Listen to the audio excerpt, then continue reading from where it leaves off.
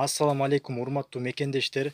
Кыргыз деп жүрөгү соккон инсандар, сиздерге бүгүн өзгөчө чоң бир кайрылуум бар. Лейлек районундагы 2012-жылы төрөлгөн Жакупбекова Венера Акылбековна карындашыбызга жүрөгүн алмаштыруу үчүн чоң суммадагы акча каражат керектелет. Келиңиздер, көп түкүрсө көл болот дегендей, колубуздан келген жардамыбызды аябайлы.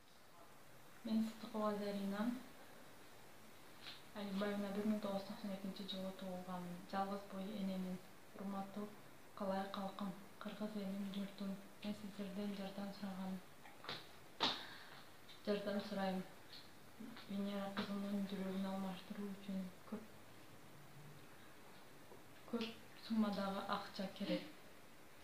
Көп түкүргөн көл болот дейт. Ушул кызымдын өмүрүн сактап калуу үчүн сиздерден жардамыңыздарга муктажмын. Бул операция чет мамлекетте болгону жатат. Ушу сиздерден жардам.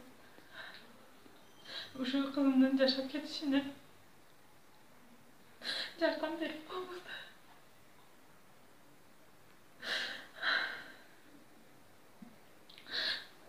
Кызымдын жүрөк алмаштыруу деген диагноз койду. Акыркы мүмкүнчүлүгү ошо кызымдын өмүрүн сактап калууга жардам бериңиздер. Калайым калкым, кыргыз элим, журтум, сиздерден сураным, ошо кызым жашап кеткениге сиздер себепкер болуп бериңиздер.